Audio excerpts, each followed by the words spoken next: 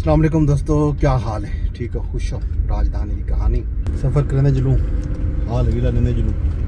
सब तो पहले तो मौसम का हाल लेवा तो मैं बारिश थी नहीं रहेगी रात अज फजर नाली में झाड़ बने गजकन, लेकिन हूँ धुप निकल आई है। पेशगोई मौजूद है महकमा मौसमियात दी, वाल भी झाड़ आ सकते।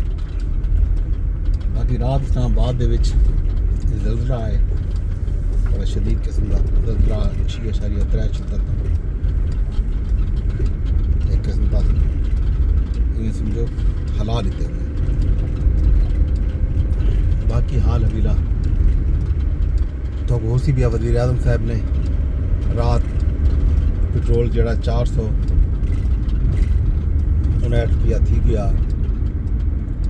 वो बल्दा 378 रुपए का कर दिता गया। मतलब 80 रुपए सस्ता कीते।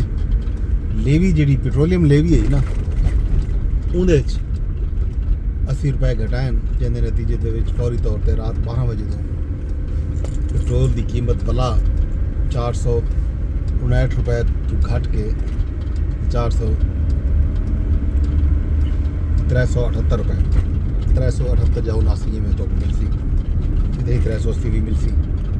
ये एक खबर है। इस तो इलावा हुकूमत ने ऐलानात किए। मरीम नवाज ने ऐलान किया है कि जो पब्लिक ट्रांसपोर्ट है लाहौर शहर दे विच इवें रावलपिंडी मुल्तान इन्होंने शहरों के जी ट्रांसपोर्ट है, वड्डे शहरों के लाहौर के 3-4 वड्डे शहर हैं जिस तरह पब्लिक ट्रांसपोर्ट है उत्था उन्होंने फ्री की थी। इवें ही इस्लामाबाद दे विच राजधानी दे विच वज़ीर दाखिला कल ऐलान किया कि इस्लामाबाद की जी पब्लिक ट्रांसपोर्ट इतना जो मैट्रो भी चलती पी नाल जो इलैक्ट्रिक बसा चलदियां पैन मुख्तलिफ सैक्टर्स दे विच वो भी 3 दिन दे कीते मुफ्त कर दिता गया। वो हुण अज तो यानी 4 अप्रैल तो गिन के 4 मई तक ये बसा मुफ्त हो सन। ये खर्चा जोड़ा है CDA या वज़ारत दाखिला वो बर्दाश्त करे सी 35 करोड़ रुपए का।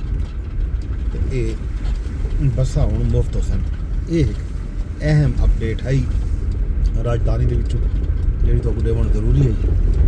बाकी हाल हवीला ये कि पेट्रोल तो पत्ते जंग की वजह तो ईरान अमरीका जी जंग छिड़ी खड़ी है, वो जंग रुकण की ना नहीं भी गिनती। खबर ये आंदा पैन कि ईरान ने अमरीका के 2 तैयारे पिछले 24 घंटे के 48 घंटे के उन्होंने सच्चन तो अमरीका बहादुर भी हुण जेड़े पब्लिक मकामात हैं उत्थां बमबारी शुरू कर दी है।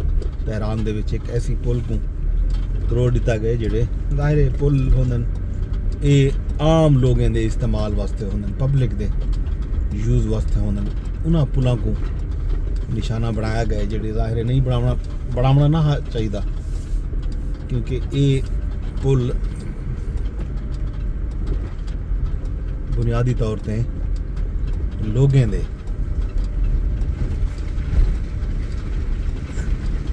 इस्तेमाल दे हैं। आम लोग जोड़े हैं वो इन्होंने पुलों को इस्तेमाल करेंगे, उन्होंने पुलों को निशाना बनावन एक अफसोसनाक गाल है। जंग जारी हो सारी है। पिछो खबर ये भी हैं कि जी ईरान ने जड़ा है सालसी जी थी पी इस्लामाबाद के मुज़ाकरात शिरकत तो इनकार